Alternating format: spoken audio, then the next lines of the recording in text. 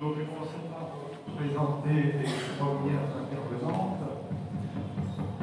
Ils sont deux. Donc, Ouda Abid, excusez ma prononciation. Ouda Abid, qui est docteur en sciences et technologies du design, enseignante-chercheuse en design graphique, ISAM, Université de Cabès. Et Gouloud Bouassida, docteur en sciences et technologies de design également, enseignante-chercheuse en design image, ISAMS, à l'université de Sfax cette fois-ci, pour un exposé ayant pour titre Intericonicité et picturalité dans les illustrations de jeunesse chez l'artiste designer Raouf Carré. À vous la parole, si ça fonctionne.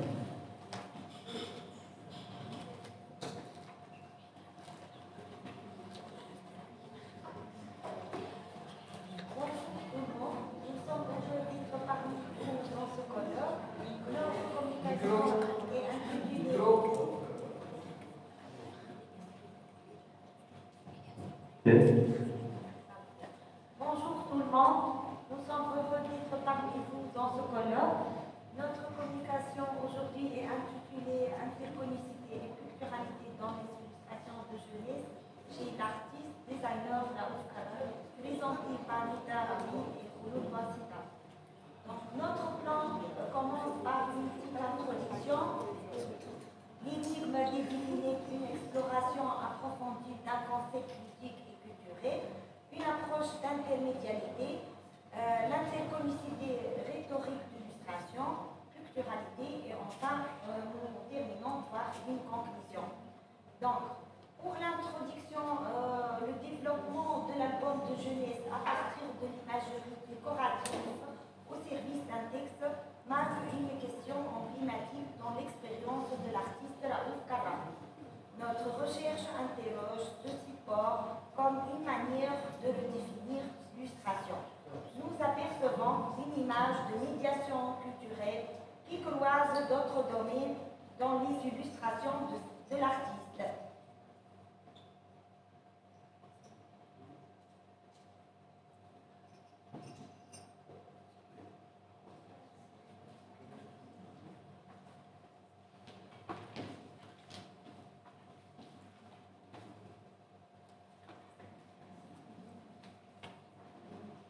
Donc, on termine.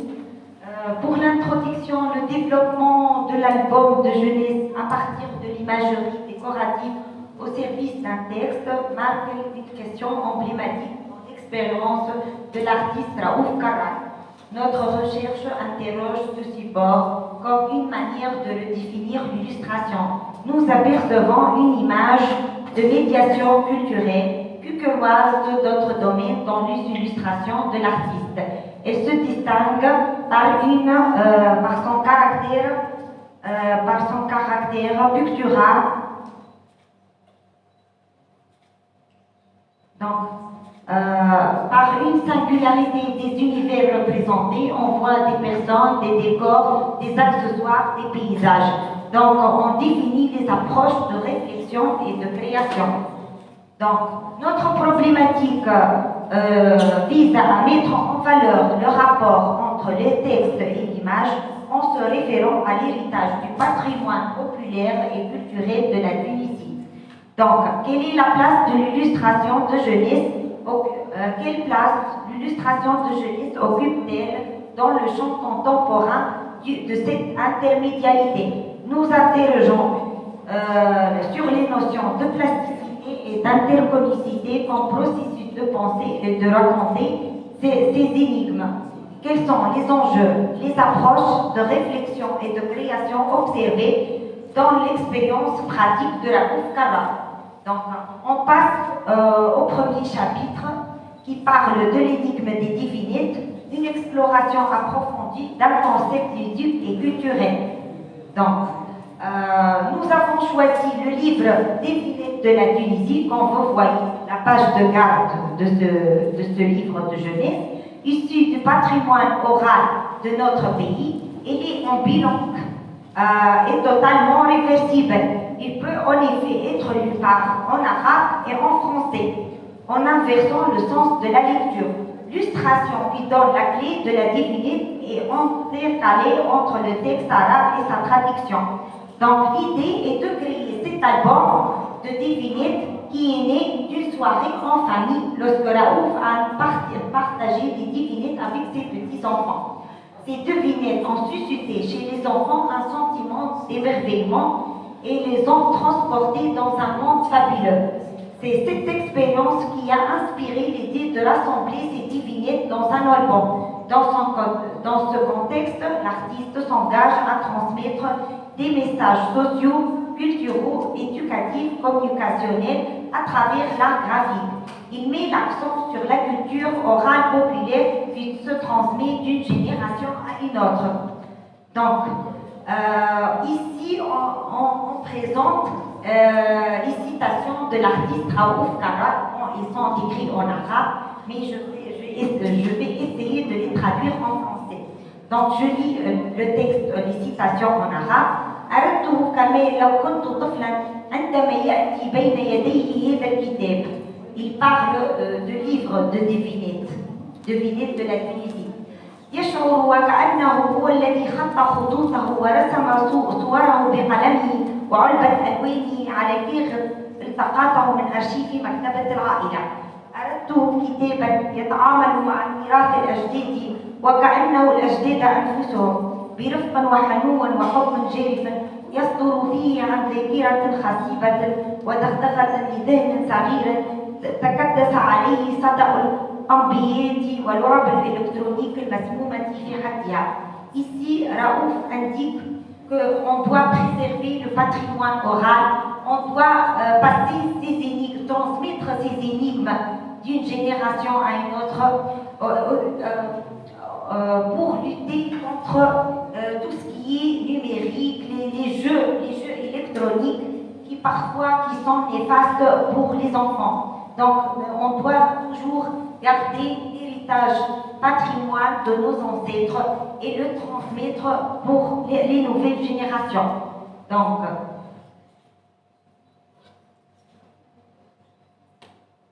dans la littérature orale, les devinettes se manifestent en tant qu'un jeu langagier qui dévoile un caractère ludique. L'ajout d'illustration passe les devinettes dans la littérature illustrée dans le langage devient figuratif. Tout d'abord, transformant les devinettes en jeu visuel. L'illustration peut rendre l'exercice plus visuel et stimuler davantage les capacités cognitives liées à l'observation et à l'interprétation des images. L'accent est mis sur la capacité de perception visuelle, d'interprétation et de résolution de problèmes. Les illustrations ajoutent une dimension visuelle et créative à l'exercice, ce peut le rendre encore plus divertissant et attrayant pour les participants. Les devinettes illustrées peuvent susciter l'excitation, l'émerveillement et l'interaction ludique avec les images, ce qui ajoute une nouvelle dimension à l'expérience globale de la devinette. Exercice, c'est un exercice d'association et d'analogie entre l'imaginaire populaire avec les indices encodés par un système lexicologique de l'énigme. Ainsi, l'énigme devient encodée par un système iconographique et visuel. Donc, on passe pour le deuxième chapitre, d'où on analyse l'approche de l'intermédialité. Donc, l'étude de l'illustration soulève une série de questions et de problématiques qui se réfèrent à la relation entre texte-image, le livre illustré et la culture visuelle.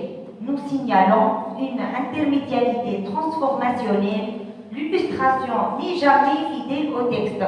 Son rôle est de traduire, de convertir et d'interpréter le texte des devinettes et de le représenter au prix de transformation, d'adaptation et de transfert. Nous désignons par transformation du langage textuel à un langage illustratif.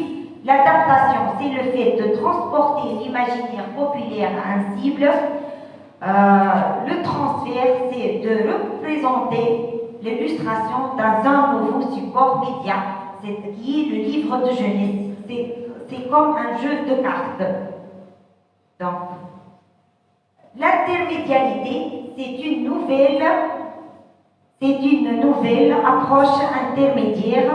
C'est une nouvelle approche intermédiatique dans les études littéraires et culturelles, une approche interdisciplinaire qui montre une représentation des différents médias dans un autre média. D'après un interview avec l'artiste Raouf Karas, il affirme que cette approche dont le but est de transformer un héritage patrimonial et culturel avec des références visuelles liées à l'imaginaire africain, berbère, arabo-musulman et tunisien, en illustration médiatrice qui fusionne entre le ludique et le divinatif. Nous apercevons la même approche conceptuelle dans les livres de jeunesse de notre artiste. Dans une démarche analogique, nous étudions les livres de jeunesse de notre artiste. Donc, je passe la parole à mon ami pour terminer notre communication. Merci Folou. Bonjour à tous. Donc je termine avec la troisième étape, iconicité, rhétorique de l'illustration. Donc d'après le dictionnaire Larousse, on peut définir la notion de l'intericonicité comme un procédé qui consiste à faire reconnaître une image connue dans une nouvelle image. Donc le travail a mis en valeur l'intericonicité comme approche de réflexion et de création. Ainsi, le désir d'illustrer et de raconter des énigmes dans le but de montrer la relation changeante entre le texte et l'image, dans l'illustration bien sûr, et notamment les problèmes de hiérarchie, de fidélité, d'intertextualité et d'intericonicité. Donc, notre analyse démontre la présence des différentes figures de style dans les illustrations de notre artiste. D'après Victor Brezens, Ferenczi et René Hubart, en rhétorique de l'image, l'allusion, la métaphore, la subordination et les différents styles figures de style, ce sont des phénomènes d'intericonicité. Le résultat de notre analyse affirme alors un jeu esthétique et iconographique dans les illustrations de notre artiste. D'où une esthétique vivante qui se manifeste à travers les illustrations dynamiques et pleines de vie. L'artiste utilise des formes et des lignes expressives, comme vous voyez dessus. Donc ce sont des fragments prises des illustrations du livre de l'album Proverbe. Non, ce sont le livre de Vinet. Donc d'ailleurs, les illustrations de Karas sont souvent marquées par des couleurs vives et contrastées. Il utilise une palette chromatique très riche et variée pour donner de l'éclat à ses images. Donc d'autres aspects remarquables ici, on peut noter que les motifs détaillés de Raouf, il intègre ces motifs et des détails minutieux dans ses illustrations, ajoutant ainsi de la profondeur et de la richesse à ses compositions. D'ailleurs, ces détails ajoutent également une dimension narrative supplémentaire à ces images. L'utilisation du motif aussi sont fréquemment présents dans les illustrations de Raouf Karas. Il intègre des motifs décoratifs et symboliques tels que des arabesques, des motifs floraux et des motifs traditionnels tunisiens pour enrichir visuellement ses compositions. Passons maintenant à un mélange de styles. Donc on voit que notre artiste combine habilement des éléments de l'imaginaire populaire tunisien avec des techniques artistiques contemporaines. En plus, il fabrique son papier avec différentes techniques de remontage, d'insertion de texture et de photographie. Il utilise aussi de la peinture, de la pastel, du pastel, de l'encre, des dessins à main levée, ainsi que la création de typographies personnalisées.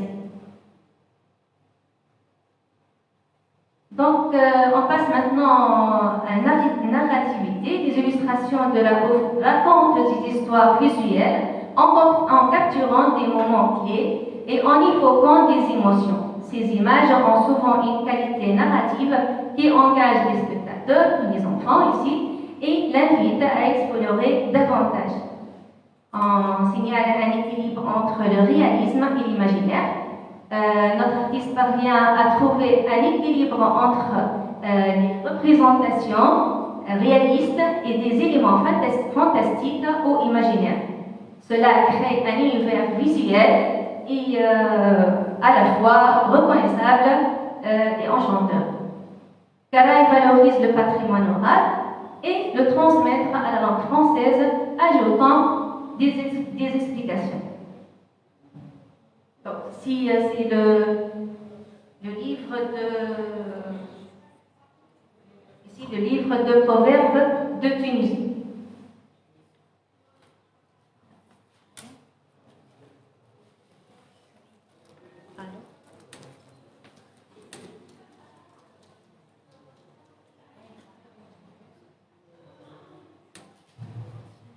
Donc, à travers son parcours de voyage autour du monde, l'artiste s'inspire des cultures différentes, africaines, berbères, arabo-musulmanes, et la Tunisie en pluriel, comme il dit l'artiste. Donc, Carrefour, Tunisie, c'est le carrefour des civilisations. C'est une exploration d'une expérience personnelle de voyage illustrée dans son livre d'artiste intitulé Parcours de voyage. Pour le contexte culturel, nous signalons une exploration des chants populaires tunisiens mettant en œuvre leur signification symbolique, leur fonction sociale de divertissement, de préservation du patrimoine et leur relation avec d'autres formes d'expression culturelle. Dans ce cadre, l'artiste crée sa propre typographie inspirée de la calligraphie arabe, tout en travaillant le rapport texte-image, d'où la rhétorique du discours qui se manifeste par l'intertextualité. Ainsi, l'enjeu éducatif et communicationnel qui se dévoile à travers les devinettes par le renforcement de la communication, l'encouragement de la créativité et de l'imaginaire, l'apprentissage culturel et patrimoine et le développement des compétences linguistiques. Donc, passons maintenant à la picturalité.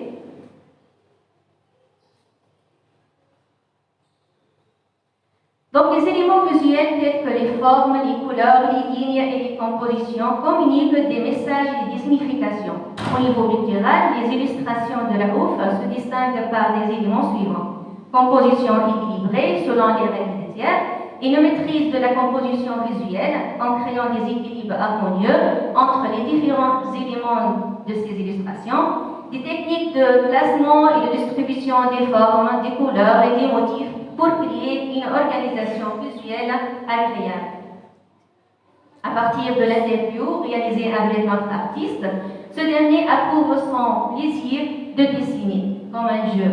Il s'agit d'une approche de fantaisie de l'idée sur le papier. Ainsi, l'usage expressif des couleurs joue un rôle central dans les illustrations. Il utilise une palette de couleurs variées et vibrantes pour transmettre des émotions et créer une atmosphère particulière.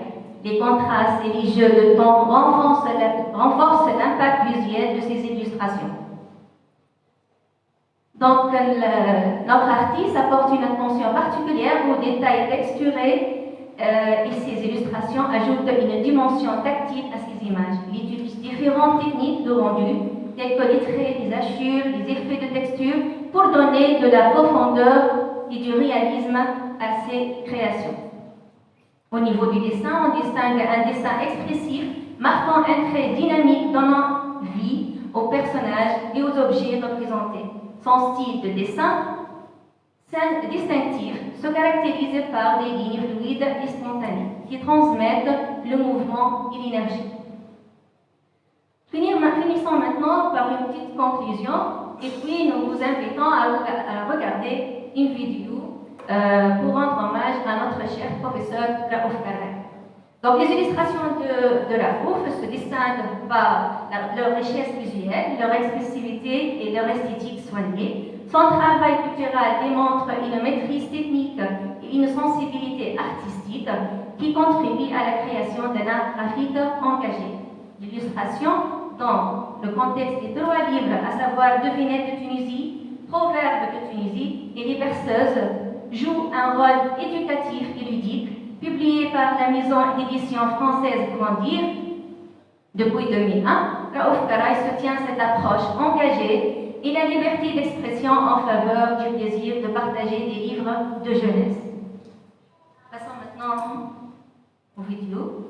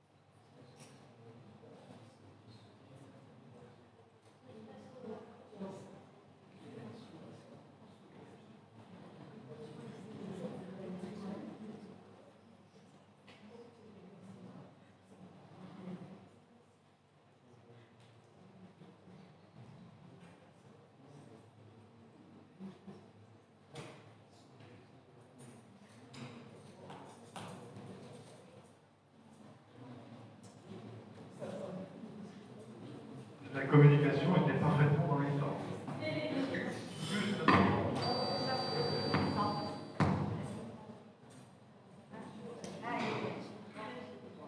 Donc, on va présenter les images, pour des images fluides, sans couper.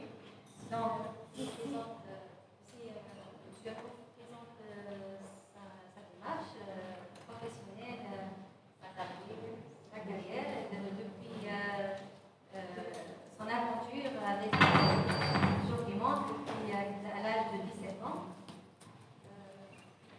il présente sa famille, son enfance aussi, dans ce qu'on appelle le grand jardin, aussi à côté du village. Donc là, il a découvert la nature, les couleurs.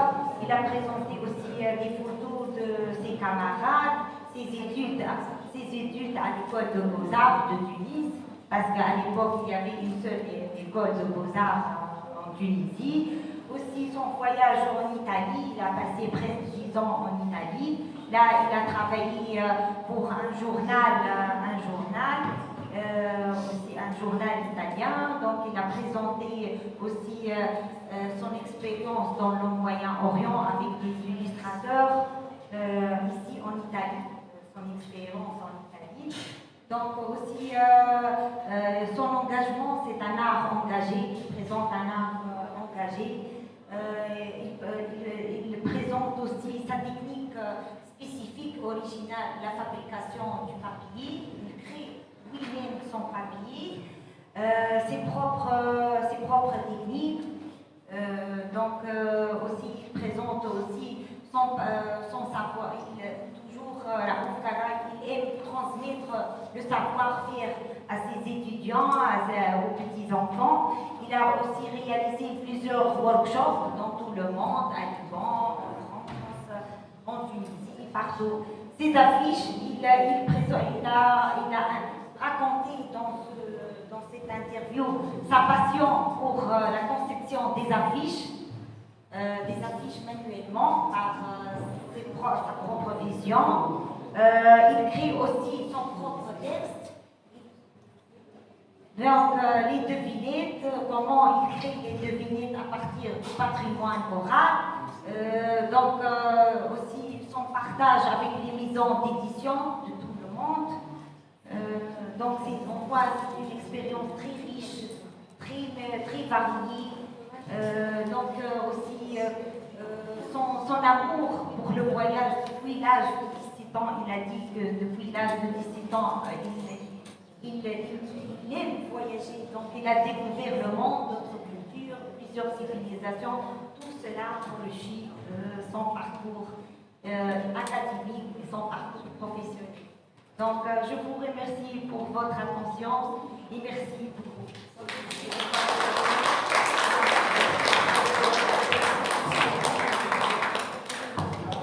Merci pour cette communication tout à fait intéressante sur un thème passionnant. Il est vrai que dans la tradition orale, que nous connaissons bien, les devinettes existaient véritablement en très grande quantité, même dans la tradition française.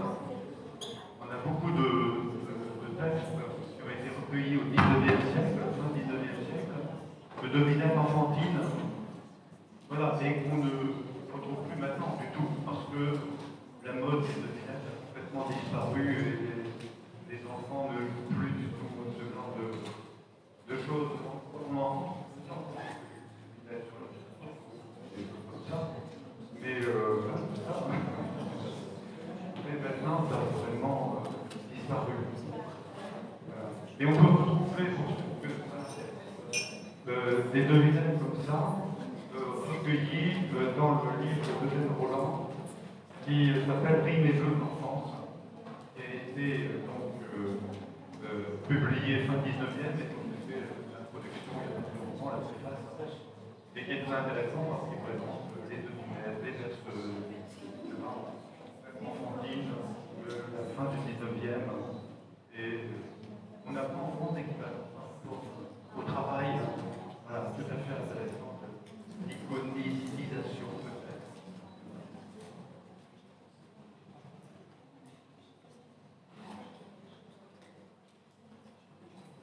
On va pouvoir passer, c'est mon monologue,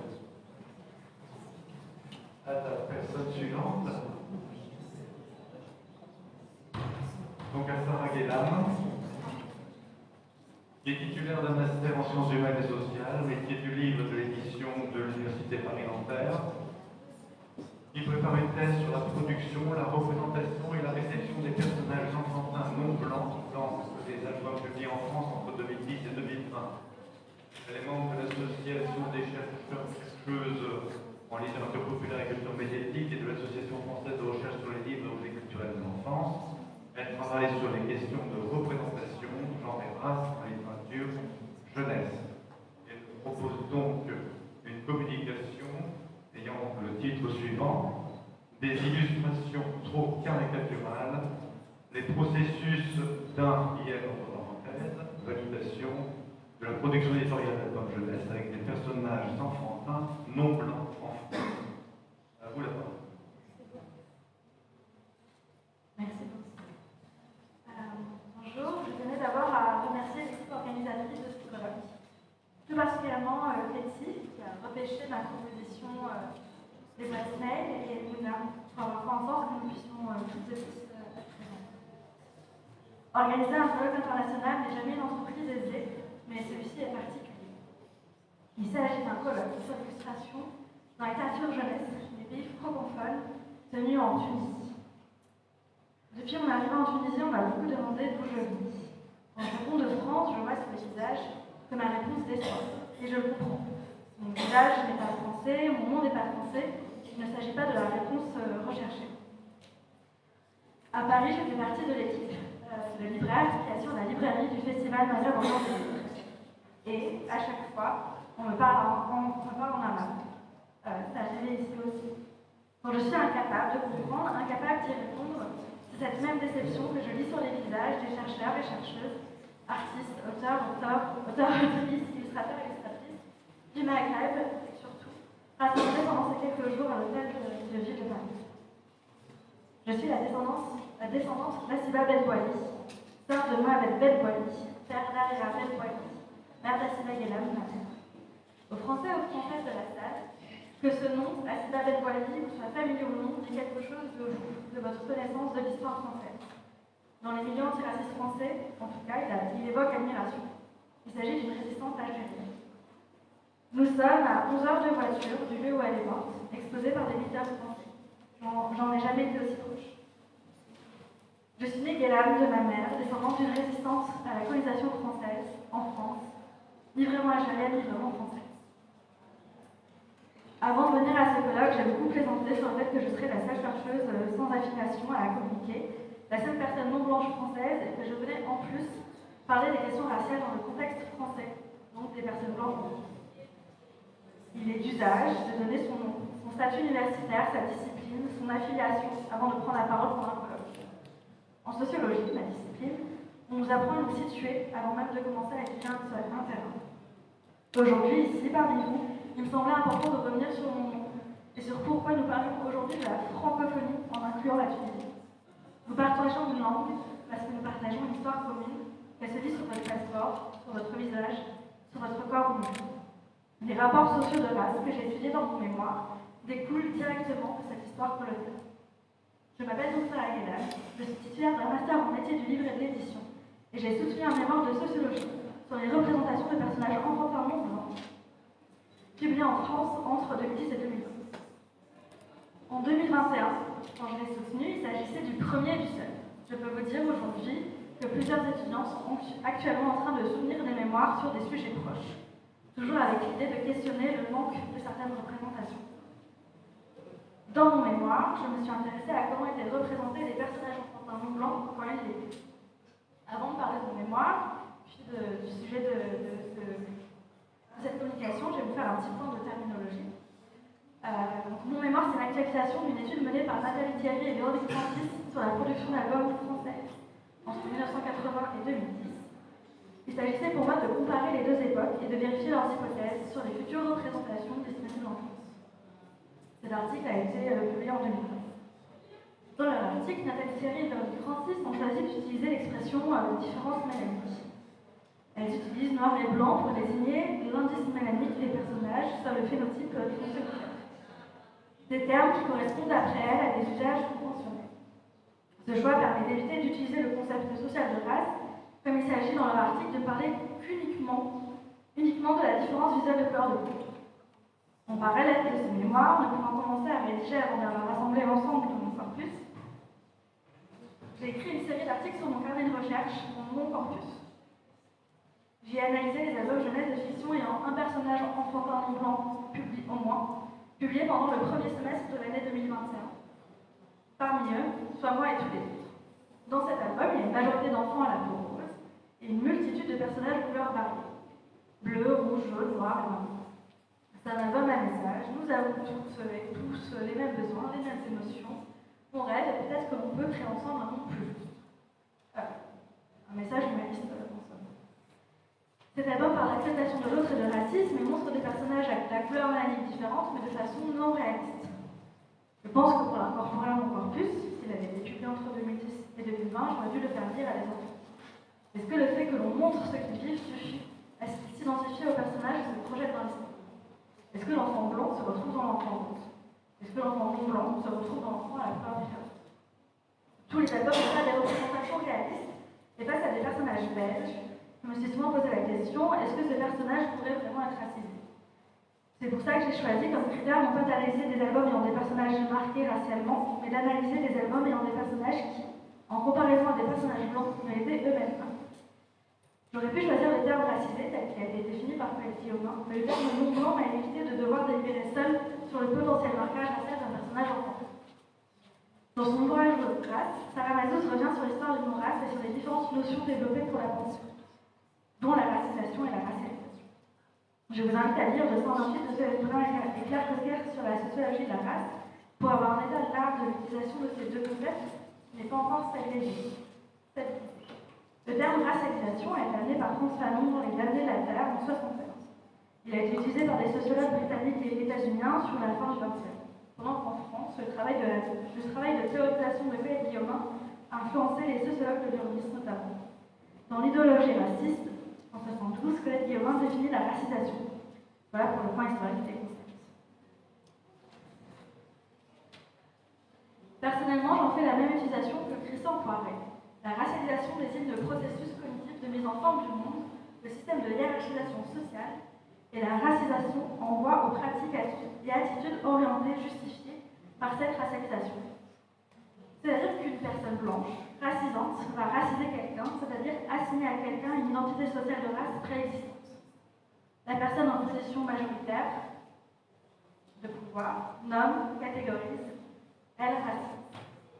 Pour revenir à mon corpus, l'ensemble des personnages enfantins non blancs de mon corpus ne subissent pas de racisation au sein même de l'album, soit parce qu'ils sont seuls, soit parce qu'ils ne sont pas en présence de personnages enfantins blancs, soit parce qu'ils ne subissent simplement pas de racisation pendant le temps de l'album. Je me suis donc limitée dans mon mémoire aux représentations non blanches, que les personnages subissent une racisation et donc soient racisés ou non. On en vient au résultat. Donc, vous avez sur la page 1980 et 2010 la référence de l'article de Nathalie Thierry et Véronique Francis. Et du coup, sur la période 2010-2020, mon mémoire qui est disponible en ligne si jamais. Dans leur étude, donc sur la période 1980-2010, elles ont trouvé 159 albums avec un personnage en noir et blanc, ce que c'était pas beaucoup. Donc 13 seulement dans un contexte occidental avec une thématique non liée à la différence raciale. Alors vous pourrez vous dire, justement ici, pourquoi un contexte occidental? En quoi ça a une importance? L'idée est de voir est-ce qu'un enfant non blanc en France peut se retrouver à l'intérieur d'un livre. Est-ce qu'il existe des littératures miroirs pour tous les enfants, lecteurs, lectrices en France? Donc non. Sur ma période, 2010-2020, nous avons donc 173 albums. J'en ai mis 8 de côté parce qu'ils est relevé du merveilleux et du conte, donc ce n'était pas un environnement réaliste. Il y en avait 88 qui avaient un contexte étranger, principalement sur le continent africain. Alors, continent africain rural, non spécifique et assez stéréotypé. De façon, on en parle comme le syndrome Kiri. Beaucoup d'enfants noirs nus avec des baobabs derrière. Donc il y a 77 pour un contexte occidental bien situé, parce qu'il y avait quelques albums qui avaient un contexte des États-Unis où c'était très marqué parce qu'il y avait un contexte historique. Et ça nous laisse 73 personnages principaux non blancs dans un contexte occidental. Là, il y avait 11 qui étaient liés à la race, et du coup 52 seulement, avec un personnage enfantin non blanc dans un contexte actuel occidental, avec une thématique non liée à la différence raciale. De ces 52-là, comme les 13 de la période 1980-2010, il s'agit de personnages universels blancs. Qu'est-ce que j'entends par là? C'est-à-dire que c'est des personnages enfantins qui ont été colorisés, on les a rendus noirs, beige très foncé, sans pour autant que ça impacte le personnage enfantin non blanc. C'est-à-dire que ces 13 personnages-là, ces 52 personnages-là, on pourrait les échanger contre des personnages enfantins blancs sans que ça ait un impact sur le reste.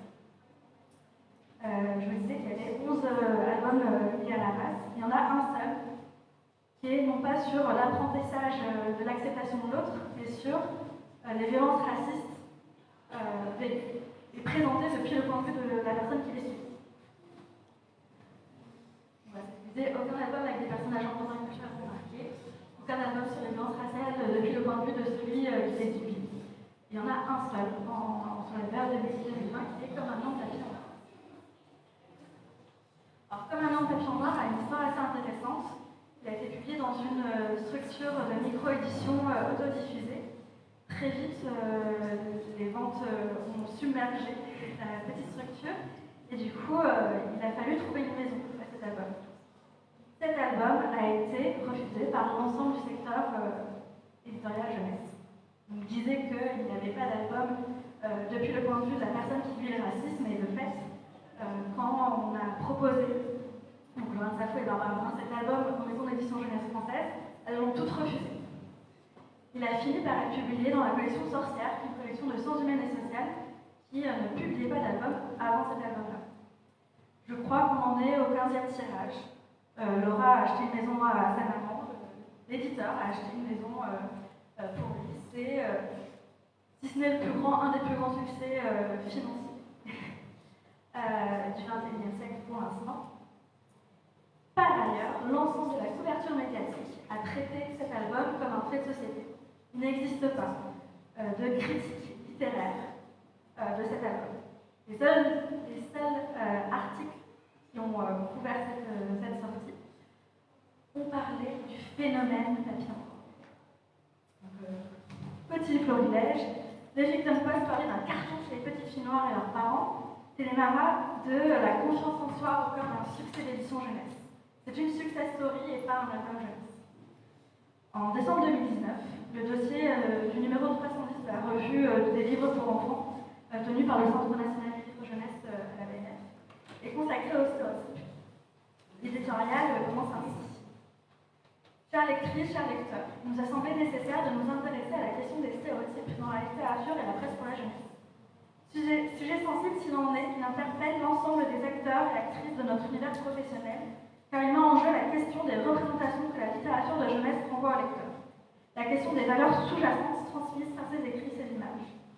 Sujet qui interpelle aussi notre pratique professionnelle en tant que bibliothécaire, chargé de constituer des collections, en tant que critique de la production, sujet qui nous oblige à interroger nos propres représentations. Pas de réponse univoque aux nombreuses questions que soulève ce dossier, mais des pistes pour en comprendre les enjeux, ouvertes par des chercheurs, chercheuses, des auteurs, des autrices, des éditeurs et des éditrices, des bibliothécaires venus de France et d'ailleurs. Le dossier est présenté ainsi.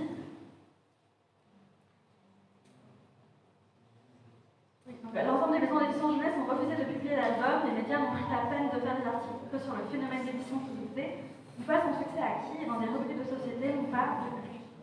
La revue des livres pour enfants de la panique dans sa sélection des nouveautés les plus intéressantes, mais eux ont fait le choix de revenir sur leur processus de sélection dans une démarche réflexive.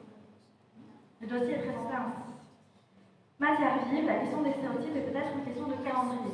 Le possible d'un jour devient l'impossible du lendemain. Elle est aussi une question de géographie, possible ici, impossible ailleurs. Et une question de regard, invisible à l'un, criant à l'autre. Mais le temps passe, les œuvres circulent et les regards changent dans une société qui bouge, innervée de nouveaux lieux, dont ces invisibles existent pour prendre la parole. Autour du féminisme et du racisme, la littérature de jeunesse emprunte désormais des chemins nouveaux, où plus d'un chevalier blanc risque de salir son guide. Peut-être est-ce le succès de l'album Comme un papillon noir de l'afroféministe Laurence Tabou, que nous avons ignoré, qui a rendu ce dossier indispensable, ou le saisissant film documentaire Ouvrir la voie de Rodriguez, dans lequel l'autrice intervient. Un dossier pour balayer devant notre porte et prêter notre balai à qui le voudra.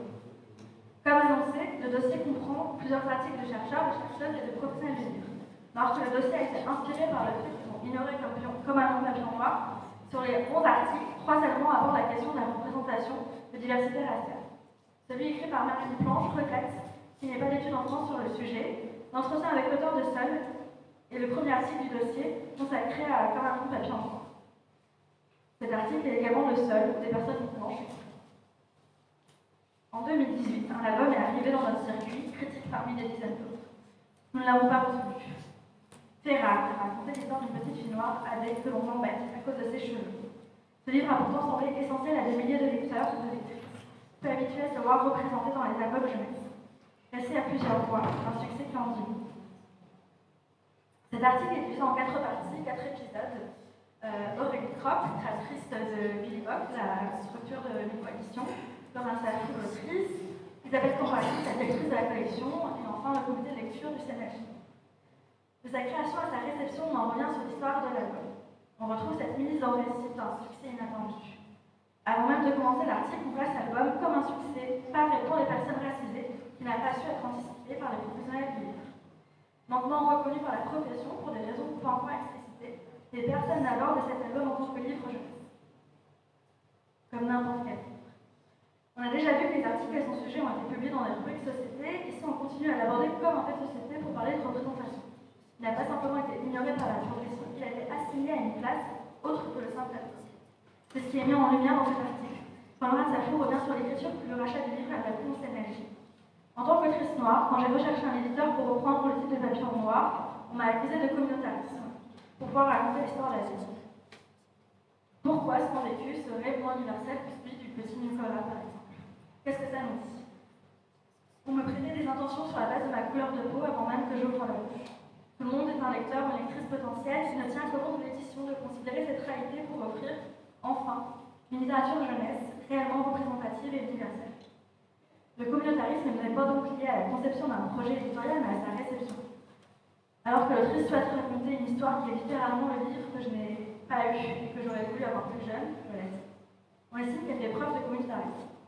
Sans revenir sur toute l'histoire de ce concept et sur tous les courants liés à ce mot, son base sur la définition du Robert, on trouve tendance à faire prévaloir les spécificités d'une communauté, des communautés au sein d'un ensemble social plus vaste. En se basant sur cette définition, pourquoi le fait de prévaloir les expériences des enfants blancs serait moins communautariste que de faire prévaloir les expériences des enfants non blancs? Si le petit Nicolas est universel, pourquoi AD ne le serait pas? Et pourquoi, face à un seul album avec au moins un personnage enfantin non blanc, les professionnels du livre, qui ont pourtant de leur propre aveu bien conscience de la rareté de ces albums, ont peur de faire prévaloir les spécificités d'une communauté? L'équipe du CNLJ essaie de répondre à cette question dans la dernière partie de leur article « Effet Lapierre en France ». Les raisons invoquées pour justifier le fait qu'il n'ait jamais parlé d'album dans la revue sont multiples. Dessins trop caricaturaux, récits trop démonstratifs, la peur de tomber dans le cliché inverse. Ils se rejoignent tous sur l'idée qu'il faut être plus sévère sur les albums à message, de peur que ce soit mal fait, voire qu'ils soient invités complètement. Ils rejoignent mes propres observations. Les articles ne portent pas sur l'album, n'en font pas la critique, mais sur le phénomène éditorial qu'ils représentent et sur les combats militants de l'autrice. Ils citent notamment l'article du journal Le Monde, Laura Safou et la troupe féministe dans la littérature jeunesse, qui porte plus sur les engagements de l'autrice que sur l'album en lui-même, en effet. Ils continuent à discuter, puis entre la réalisation que ce succès témoigne d'une nécessité et de la nécessité d'un examen de conscience de l'édition jeunesse et de notre travail critique. La volonté de garder le filtre littéraire et artistique en premier et l'impossibilité à leur niveau d'influencer la production éditoriale. Comparé à d'autres pays, nous n'aurons pas de représentation dite naturelle. Ils finissent par admettre que leur équipe est complètement blanche et donc incapable de percevoir la violence de certaines représentations. La rédaction de la revue des livres pour enfants a donc explicité ces points. Elle est revenue sur pourquoi elle était passée à côté, mais se sont-ils réellement remis en question? Tour à tour, chacun de ces membres admet être blanc, pour autant, ils ne se posent pas la question de l'influence de leur catégorie sociale sur leur propre réception de cet album et de tous les autres albums ayant des personnages en format blanc qui n'ont pas été reçus. Sur les 173 albums de mon corpus, seuls 24 ont rempli les critères du comité de la revue des livres pour enfants. Depuis ma soutenance, j'ai comptabilisé 46 oubliés, certains sortis pendant le confinement. Sur ces 46, 6 ont été sélectionnés par le CNLJ. Sur un millier d'albums sélectionnés, nous arrivons donc à 30 albums avec un personnage enfantin en genre. En mars 2022, j'ai eu le plaisir d'organiser une rencontre sur les albums qui questionnent les normes genrées avec Elsa Guédadouche, éditrice en coupe à pour du beurre, et Isabelle Cambrakis, directrice de la collection Sorcière. Lorsque je lui parle de cette réception par les professionnels du livre, Isabelle Cambrakis répond que l'album ne correspond pas forcément à ses propres goûts esthétiques et que pour permettre à toutes les voix de s'exprimer, pour avoir des représentations diversifiées, il faut dépasser ses propres goûts esthétiques qui sont par ailleurs formés selon sa classe sociale. Depuis hier, il y a quelque chose qui cesse de revenir sans forcément être nommé l'horizon d'attente. Celui des enfants, celui des parents, celui des professionnels. Je cite Joss, l'analyse de l'expérience littéraire du lecteur échappera au psychologisme dont elle est menacée si, pour décrire la réception de l'œuvre et l'effet produit par celle-ci, elle reconstitue l'horizon d'attente de son premier public, c'est-à-dire le système de référence objectivement formulable qui, pour chaque œuvre, au moment de l'histoire où elle apparaît, résulte de 3 facteurs principaux. L'expérience préalable que le public a du genre dont elle relève, la forme et la thématique d'œuvres antérieures dont elle présuppose la connaissance, et l'opposition entre le langage poétique et le langage pratique, donc imaginaire et réalité quotidienne. Une analyse de l'expérience esthétique du lecteur ou d'une collectivité de lecteurs, présente ou passé, doit considérer les 2 éléments constitutifs de la création du sens. L'effet produit par l'œuvre, qui est fonction de l'œuvre elle-même, et la réception, qui est déterminée par le dessinateur de l'œuvre. Et comprend la relation entre texte et lecteur comme un procès établissant un rapport entre 2 horizons ou opérant leur fusion. J'en viens à cette proposition. Comme un nom de papillon noir, elle a été refusée par un secteur entier, incapable de produire certaines représentations, parce que ces représentations ne font simplement pas partie des références connues des professionnels du livre. Système de référence très construit chez les professionnels du livre, mais encore en pleine construction chez l'enfant. Refuser de modifier son horizon d'attente au regard des biais. Refuser de modifier son horizon d'attente au regard des biais inhérents à une situation sociale donnée pour servir l'ensemble des enfants lecteurs, c'est participer à la capacité d'un secteur à représenter l'ensemble des enfants et donc de les considérer comme des potentiels lecteurs et lectrices. Est-ce que j'ai encore du temps ou pas du tout? Non. Est-ce que j'ai encore du temps? Est-ce que j'ai encore un peu de temps? Non.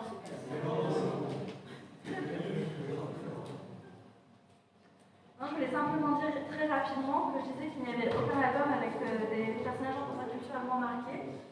C'est faux aujourd'hui. Et c'est là où on voit l'effet que regarder de façon critique un secteur A, c'est qu'il y a eu des publications qui ont notamment été éditées par des éditeurs et éditrices qui ont lu mon mémoire et avec qui je travaille. Donc là, vous avez Grand-mère.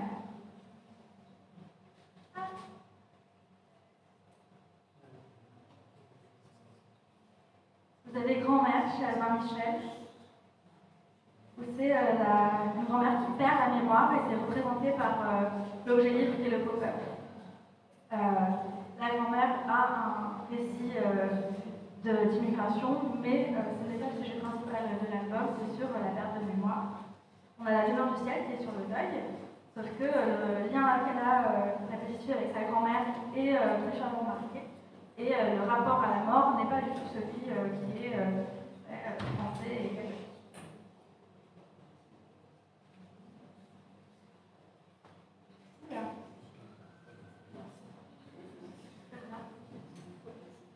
Il y a L'amoureuse de Simone qui n'est plus là. Et Tout est si brillant, qui est le premier album avec un personnage enfantin maghrébin queer. Donc là on voit la mère voilée, son lien à son fils et le rêve de son fils de devenir chanteur, star, qui est lié aux chansons en arabe que sa mère chante. Merci beaucoup.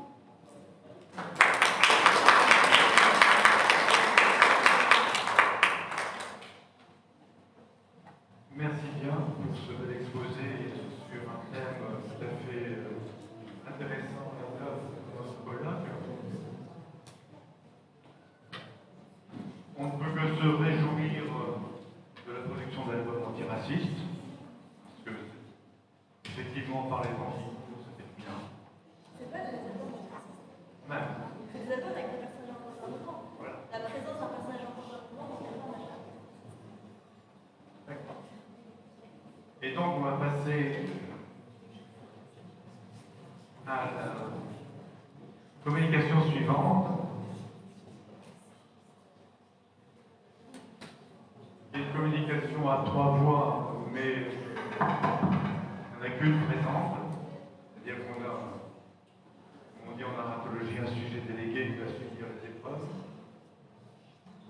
Il s'agit de Fatma Ezahra Bedeb, docteur d'esthétique et pratique des arts, maître assistante à l'Institut supérieur des arts et métiers de Gabès, qui représente Yemna Farah, docteur en philosophie, maître assistante à l'Institut supérieur des arts de Gabès, et Mohamed Dabi, docteur en sciences du cinéma, de l'audiovisuel, des technologies, de l'art et des médiations culturelles, maître assistant à l'Institut supérieur des arts et métiers de Gabès. À vous la parole.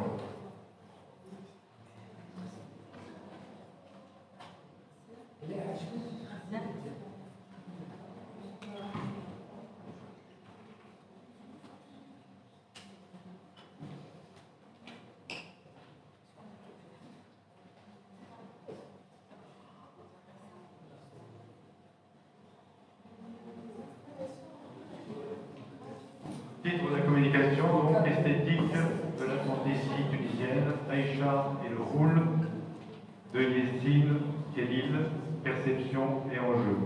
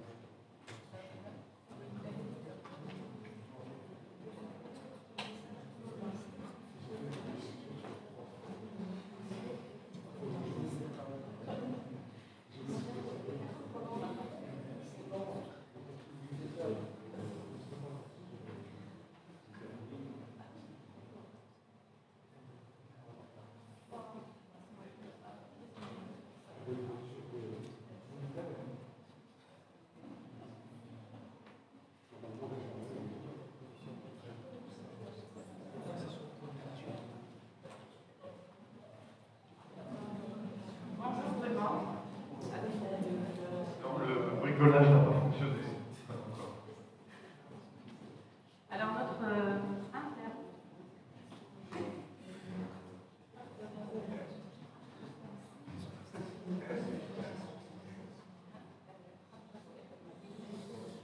L'informatique est capricieuse.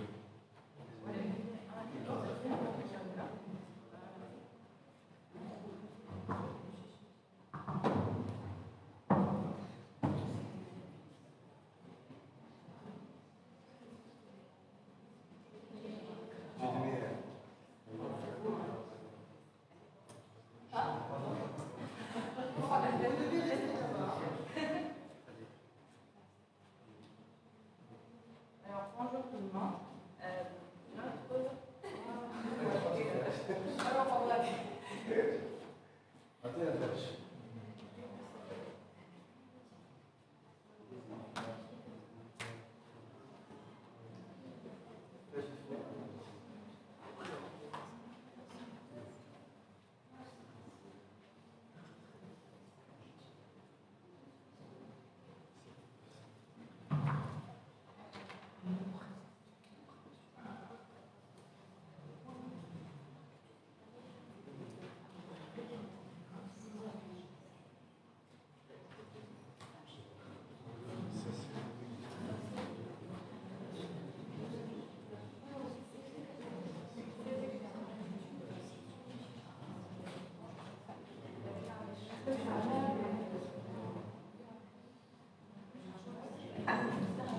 Le réglage. On ne peut pas se passer d'illustration.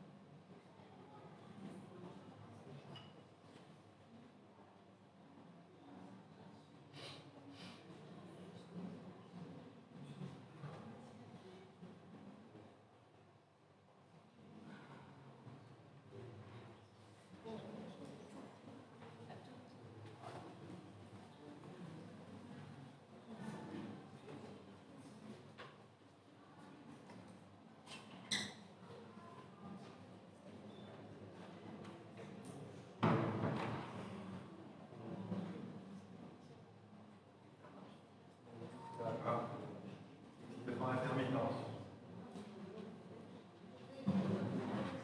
Nous connaissons bien ce genre de caprice informatique, vous savez. On nous colloque aussi.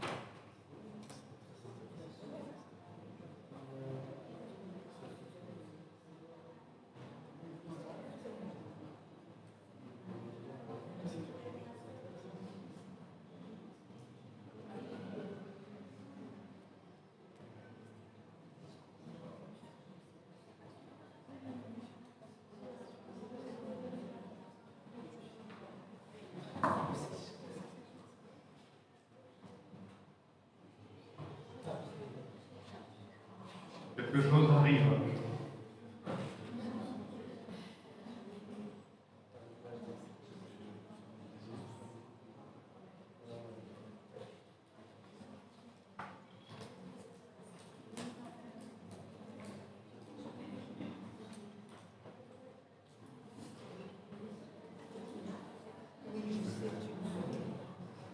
Évidemment, c'est décompté du temps de la communication.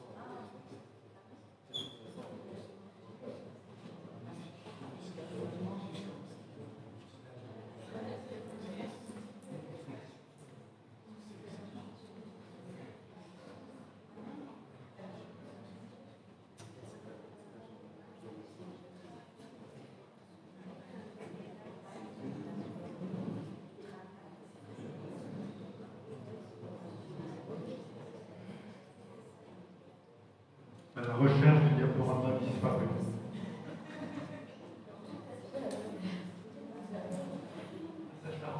Oui.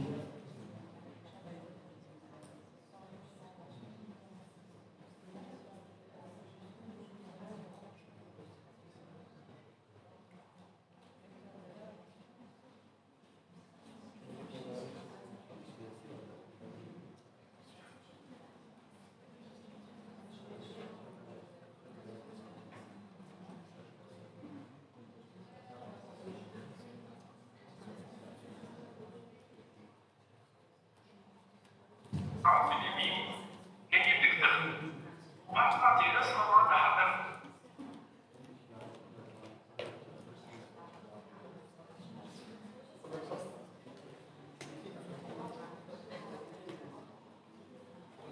Voilà. C'est bon.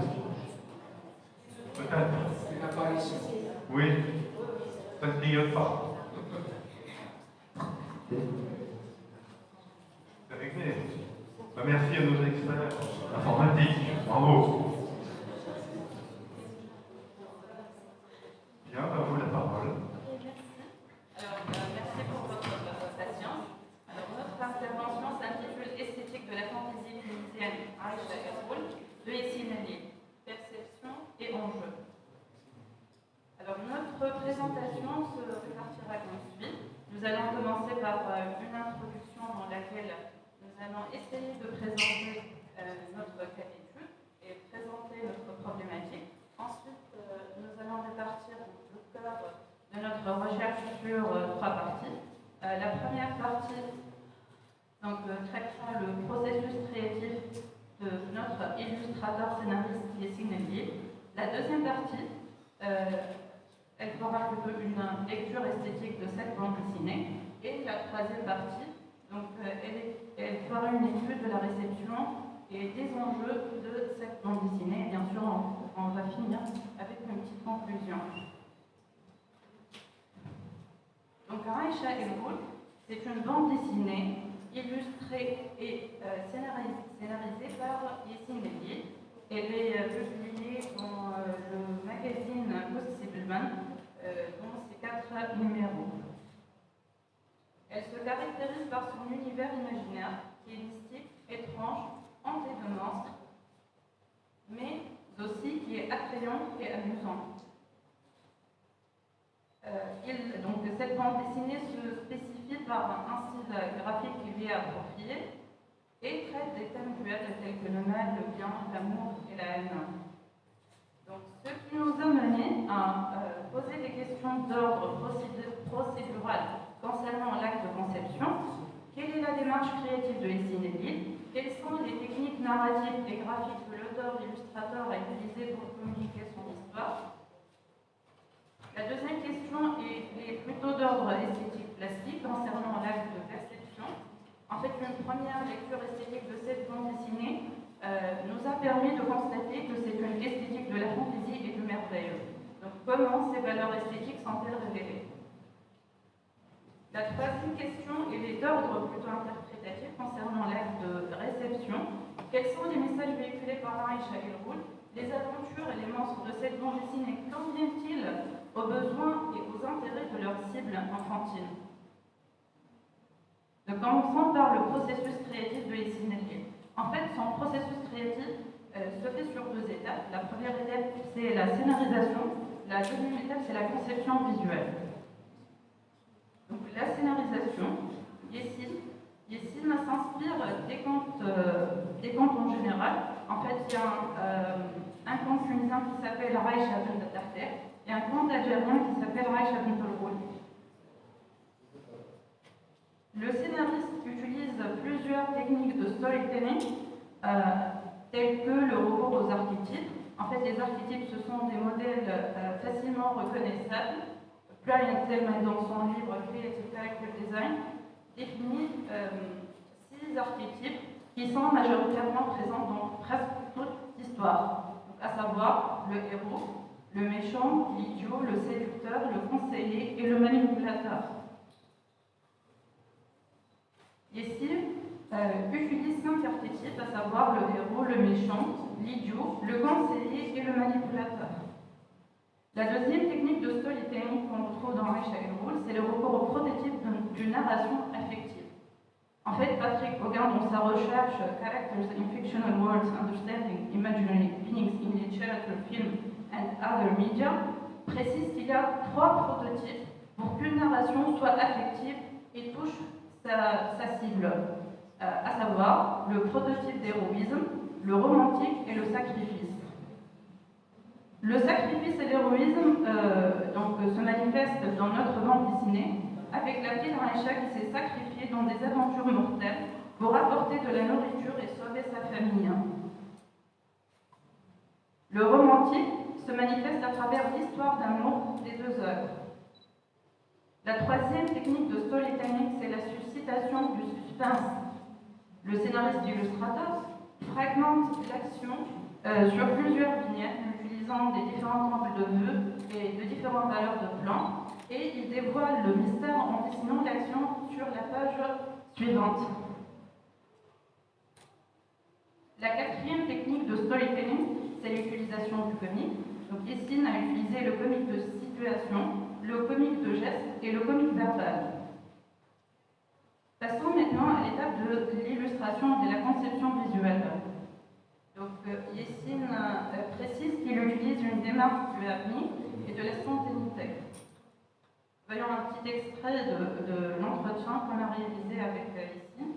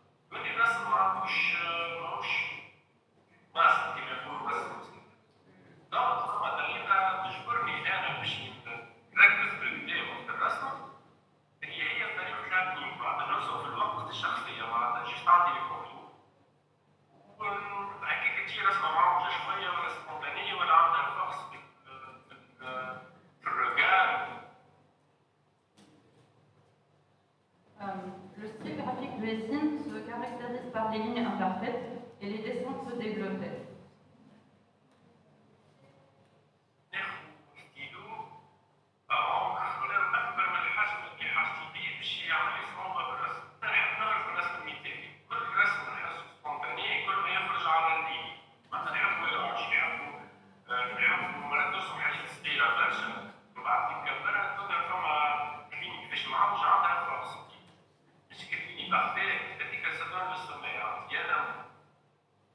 La ligne parfaite, ça donne le sommeil pour lui.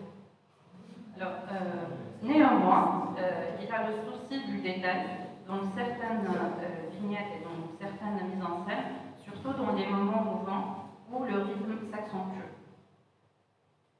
Yessine s'inspire et utilise des codes de la culture tunisienne, tels que par exemple ici on voit bien la porte traditionnelle tunisienne avec ses deux bâtons, le beb ou le khoura.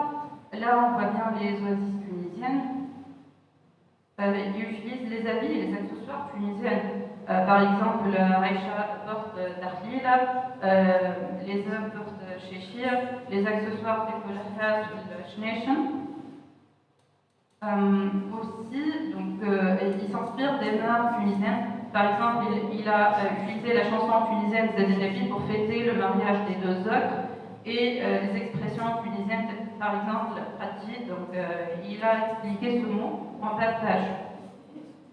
Donc, Yessine fait recours à des codes universels pour garantir la bonne réception des émotions et des messages par le lecteur, telles que les expressions faciales universelles. En fait, c'est trois chercheurs dans leur Nade, Yvan et Anna, dans leur recherche Integration of the Visual Elements of Art and Personality Factors in Process of Character Design, ont précisé qu'il y a 4 expressions qui sont universelles, à savoir la colère, la peur, la joie et la tristesse. Et on voit bien donc, ces 4 expressions dans notre bande dessinée. Aussi, il fait recours au langage corporel non verbal universel. Là, Will Eisner, dans son livre Les clés de la bande dessinée, a donné donc, des aperçus de gestualité corporelle reflétant un certain état d'âme. Donc, ces états d'âme sont d'ordre universel. Par exemple, vous voyez ici donc, les gestualités corporelles exprimant la colère, là la peur, la joie, la surprise, etc. Donc, prenons un exemple de notre bande dessinée. Là, cette gestualité, on la trouve avec le père donc, de Aïcha. Et là, cette expression d'ouverture des bras, on la trouve avec Aïcha. Passons maintenant à la lecture esthétique de notre bande dessinée, qui est une esthétique de la fantaisie et du merveilleux. La fantaisie, selon Étienne Soriot, c'est une variété de l'imagination qui ne s'asservit pas au réel et s'amuse des formes variées et sans cesse renouvelées. Le merveilleux, selon Todorov, est un phénomène étonnant, bizarre et émerveillant qui s'explique par le biais du surnaturel. Donc, cette esthétique de la fantaisie et du merveilleux se manifeste à travers plusieurs facteurs, tels que les couleurs fantaisistes. En fait, on distingue 2 palettes de couleurs. Il y a les couleurs pastel et les couleurs saturées. Donc, les couleurs pastel étaient utilisées pour représenter une ambiance calme, résolue. Ça donne un effet de stabilité et de rêve. Par contre, les couleurs saturées étaient utilisées pour représenter le rythme actionné mouvant des moments choquants. Donc, ça donne un effet visuel plutôt vibrant et perturbant. Donc, le deuxième facteur suscitant la fantaisie et le merveilleux, ce sont les personnages imaginaires. Donc, aussi, on trouve l'espace-temps mystique et l'utilisation des symboles relevant au suprasensible. Donc, pour l'explication et pour donner la signification de ces symboles, on s'est référé au dictionnaire des symboles de Jean Chevalier et Alain Hirbrandt. Donc, on voit bien l'utilisation de l'eau, qui est la source de la vie, un moyen de purification et un symbole de la régénérescence. Donc, le serpent aussi, qui est un archétype fondamental lié aux sources même de la vie et de l'imaginaire. Il a une double signification. Il peut tuer ou guérir. Dans la langue arabe, serpent se dit el-hayya et vie el-hayat. Donc, le lézard, dans la culture tunisienne, et qui est très souvent représenté implicitement dans les scènes de la bande dessinée Aïcha El Ghoul, Donc ça signifie un remède, ça a une connotation de remède dans la culture tunisienne et c'est un ingrédient qui est utilisé dans les préparations magiques. Passons au troisième volet qui concerne l'acte de réception et les enjeux de notre bande dessinée. Donc il faut savoir que notre bande dessinée se destine aux enfants entre 7 et 11 ans. Erik Erikson caractérise cette tranche d'âge par la 4e phase de développement psychosocial. L'enfant à cet âge a besoin de s'intégrer dans des groupes et de faire des interactions sociales. Ceci leur permet de développer leur confiance. Freud spécifie cette tranche d'âge par la période de latence. L'enfant à cet âge a d'intérêt par des activités sociales et l'établissement des différentes relations en dehors de la famille. Ceci lui permet de favoriser les compétences communicationnelles et la confiance en soi. Donc, cette période, Freud précise que cette période est déterminante et affecte énormément le côté relationnel social quand l'enfant devient adulte. Jean Piaget spécifie donc cette tranche d'âge par le stade des opérations intellectuelles concrètes et des sentiments moraux et sociaux de coopération. L'enfant à cet âge se libère de son égocentrisme social et intellectuel. Il passe de l'intuitif au raisonnement logique. Donc, ce qui lui permet de coordonner, de pouvoir, c'est-à-dire coordonner, coopérer et établir des relations interactives avec l'autre. Donc, Aïcha El-Roud traite des thématiques sociales et relationnelles. On trouve les relations sociales, les relations avec l'autre de la même communauté et la relation avec l'autre différent. Donc, généralement, ces relations qu'on trouve dans Aïcha El-Roud commencent par être conflictuelles et au cours de l'histoire, elles peuvent être résolues et deviennent amicales. Donc, cette évolution vers la résolution est faite grâce à l'intelligence émotionnelle des personnages. Donc, ce qui leur ont permis de comprendre l'autre, tolérer le différent et comprendre la nature humaine duelle qui oscille entre le bien et le mal, l'amour et la haine.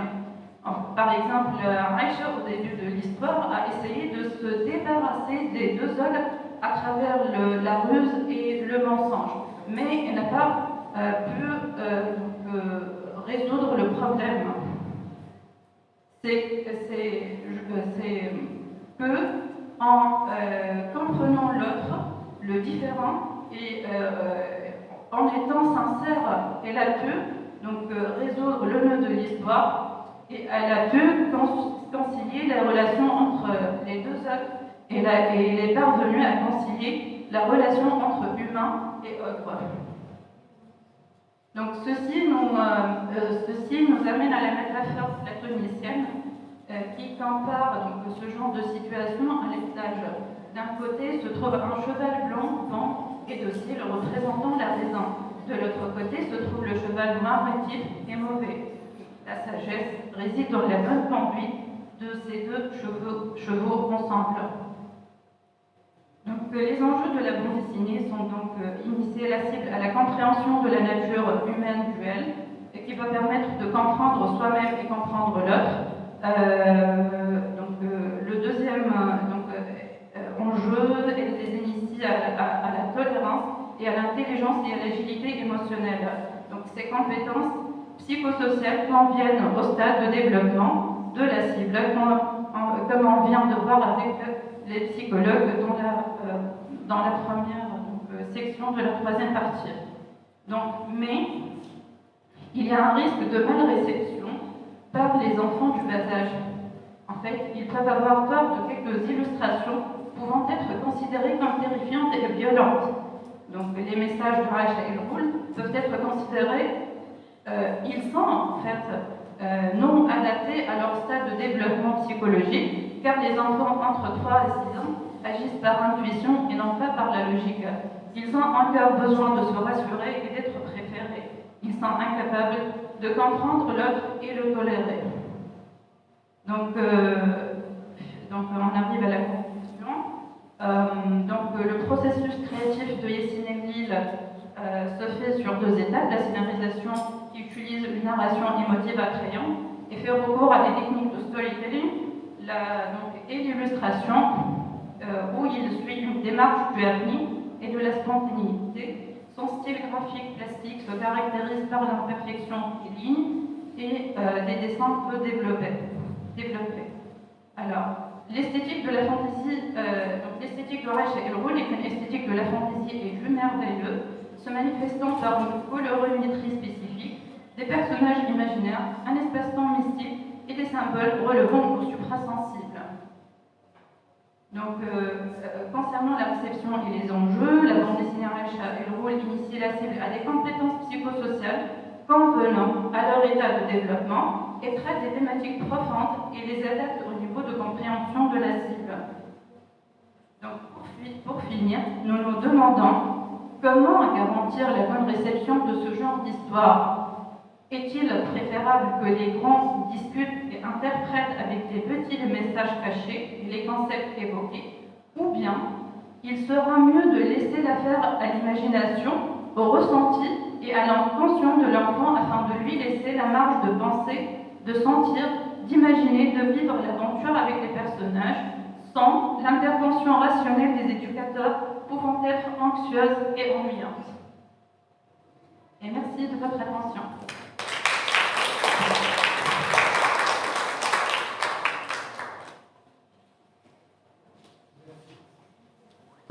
Merci beaucoup pour cet exposé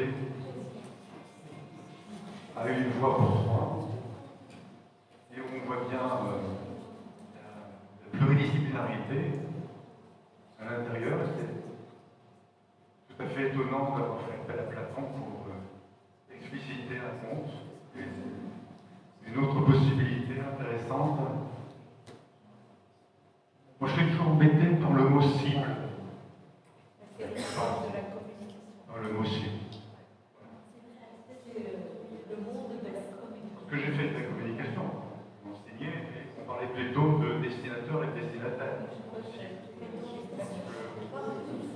Oui, mais je le regrette, parce que la cible est vraiment, voilà, c'est quelque chose sur lequel on tire.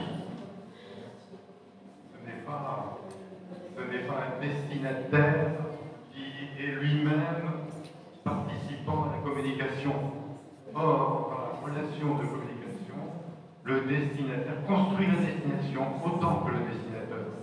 Et le destinateur ne le fait, la communication, que par rapport au destinataire et que par rapport à ce qu'il imagine que le destinataire soit de lui-même. Donc si on déshumanise tout ça, on n'a plus rien. Vous voyez? C'est pourquoi, pour ma part, je suis assez réticent. Oui, je suis réticent à l'emploi de ce vocabulaire qui déshumanise les humanités, en réalité. Tu peux dire cible humaine. Bon. Bien. La parole est donc à la salle.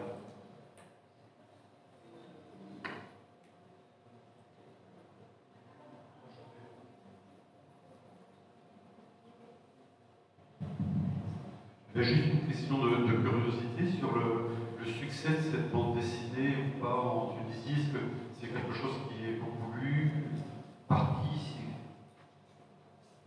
Est-ce que c'est ce qu'on appelle une bande dessinée à succès? En fait, quand j'ai fait l'entretien avec le scénariste illustrateur, donc il m'a dit que tous les numéros imprimés ici, il était vendu. Donc elle a pris un grand succès. Mais il lui a fallu se déplacer dans les écoles pour les vendre. Donc, au début, elle n'a pas vraiment trouvé. En fait, il n'a pas pu joindre son destinataire. Donc voilà. Mais quand il s'est déplacé dans les écoles et en découvrant les contes, donc il a vendu tous les numéros. Et donc, il a déjà préparé une deuxième partie qui sera imprimée et éditée à part, en libre à part. Donc, non pas dans le cadre d'un magazine, mais un livre de jeunesse à part. Voilà. J'avais une dernière question de curiosité. Qu'est-ce que c'est que le boule? C'est l'œuvre.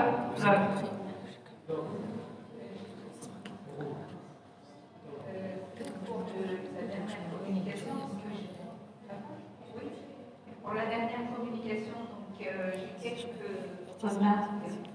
La toute première, c'est cet acte de construction de la BDM, procédé de création textuelle. D'abord, parce que vous avez évoqué deux comptes sources, l'un algérien, l'autre tunisien.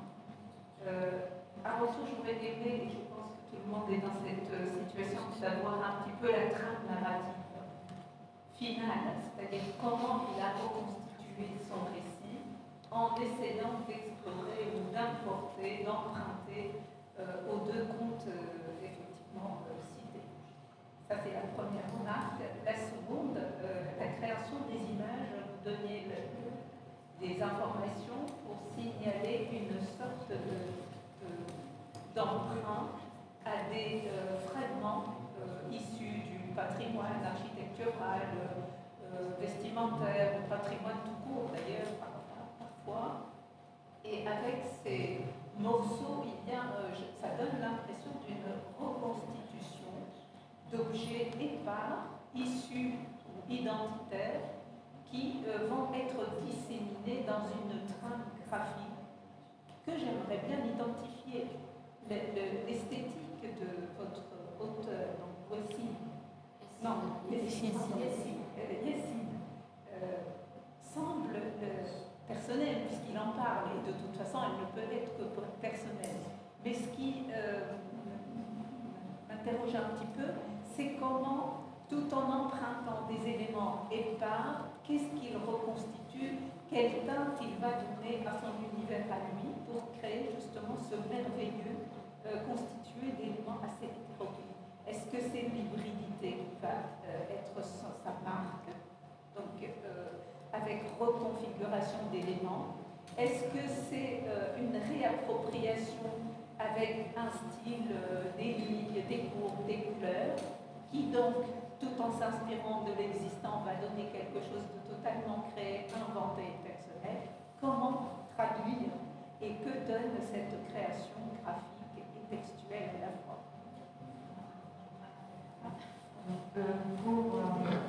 Pour les exemples, Ma question était longue. comment Ma question était longue. Oui. La dernière question. Que donne l'histoire? Quelle est l'histoire racontée? Puisqu'il a raconté à deux contes. En fait, il a juste réutilisé les personnages. Il n'a pas repris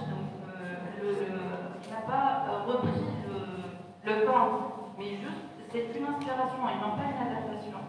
D'accord. Sur le style merveilleux et fantaisie. Alors, j'ai quand même un petit peu de mal d'admettre. Oui, un petit peu de mal avec le concept de merveilleux que vous définissiez en empruntant la citation de Todorov. Ça semble être plutôt le fantastique.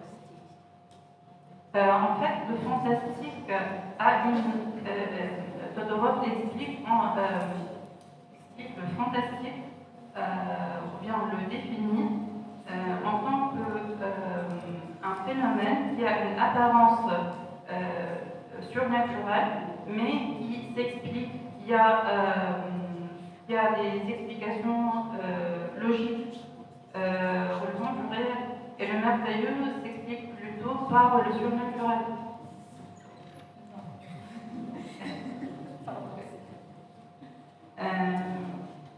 C'était pas clair? Non, ce qui s'explique, c'est l'étrange quand il fait la distinction entre fantastique, merveilleux et étrange. Mais oui, le merveilleux, c'est quand même le surnaturel. Le fantastique démarre dans l'univers ordinaire avec des éléments ensuite qui deviennent inexplicables.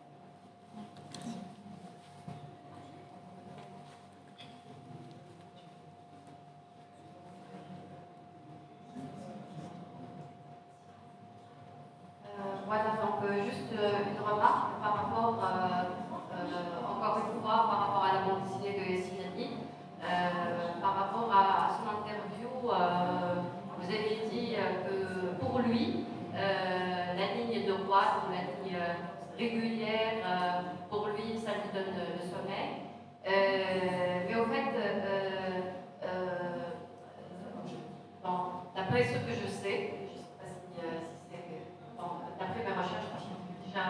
instituée de recherche au niveau de Mandéwa, sur la bande dessinée.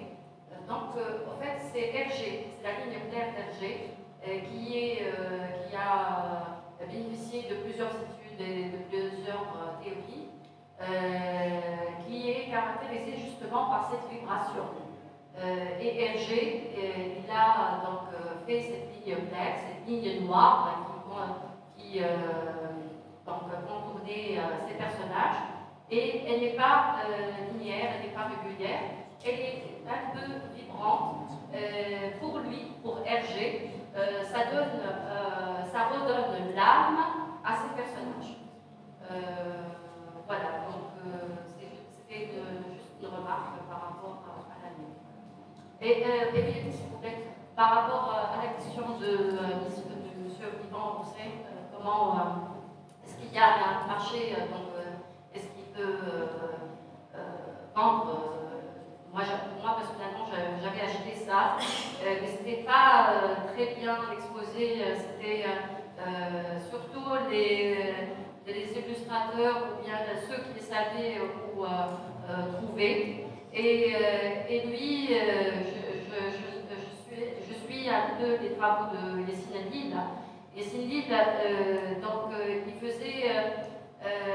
Il voulait justement trouver une passerelle pour son destinataire. Donc, il a trouvé finalement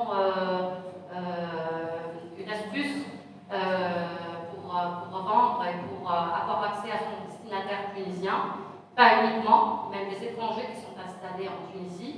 Il a fait un club de bande dessinée à la Marsa, qui est plus ou moins un quartier favorable à la capitale, où il y a justement sa clientèle, ce sont des Tunisiens un peu d'une classe sociale un peu aisée et des étrangers installés en Tunisie, à la capitale, où il leur offre c'est un club privé de bande dessinée. Et il fait le tour donc, pour les écoles privées pour leur proposer justement cette initiation de bande dessinée. Voilà, donc je suppose que c'est comme ça qu'il faut répondre sa bande dessinée.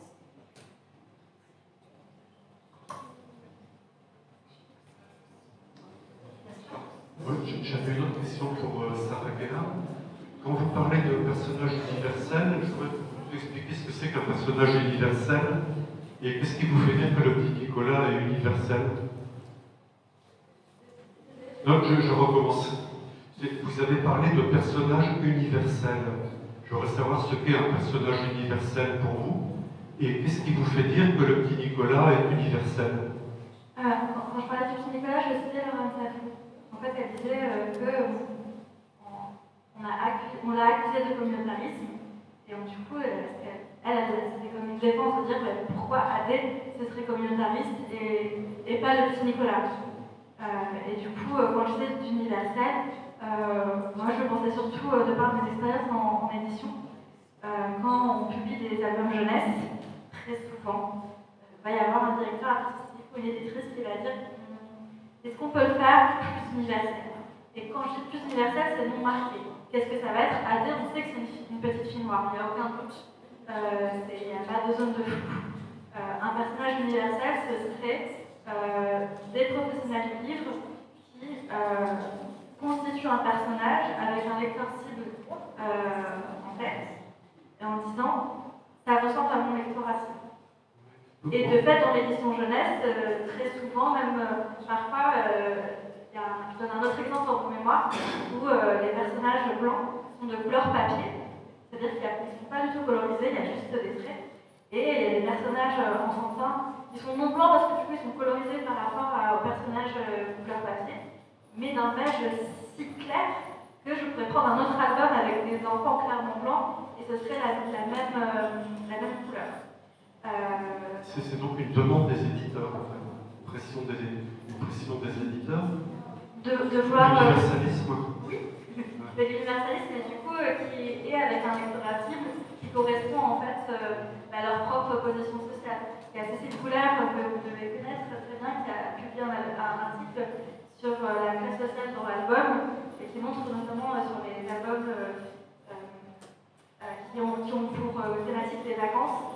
des vacances qui sont représentées, des références de qui. Et de fait, c'est l'enfant de certaines classes, et c'est ces enfants de certaines classes qui sont le lectorat cible, que ce soit explicite ou non, conscientisé ou non. Et du coup, c'est cet universalisme-là. Et moi, je mets le mot universel parce que c'est comme ça qu'il le formalise dans les processus éditorial. À un moment donné, il y a Dina Bajeux qui a fait une prise de parole qui disait qu'elle avait proposé une femme noire pour une pub et il n'arrivait pas à lui dire « vous préférez une femme blanche ». Et du coup, il tournait autour du pot en disant « non, mais est-ce qu'elle pourrait être plus… Et elle a voulu faire la bête. D'accord, vous voulez ça. Et à la fin, ils ont fini par dire « blanche, mais c'est passé par rapport à quelque chose qui parlera à plus de monde, qui serait plus commun, qui serait plus universel. » Et c'était paraphrases pour dire blanc.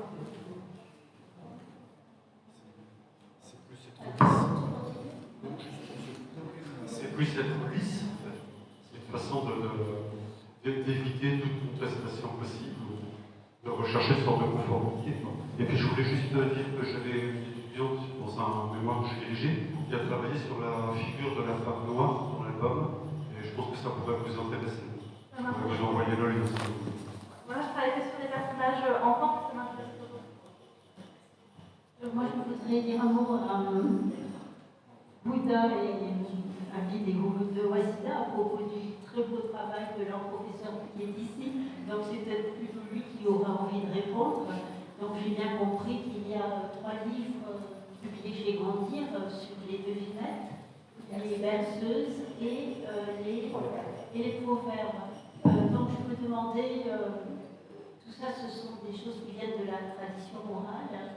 Je me demandais si vous les aviez trouvées par recueil, ou si elles avaient été déjà écrites quelque part, ou si c'est vous qui les avez collectées, et si dans les berceuses, vous avez ce qu'on appelle des comptines.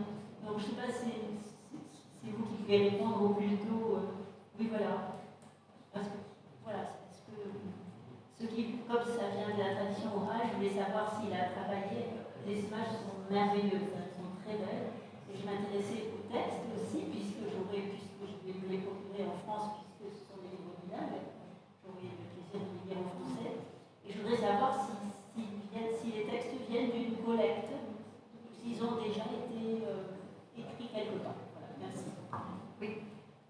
Les proverbes, bien sûr, viennent de le patrimoine oral, mais précisément en arabe,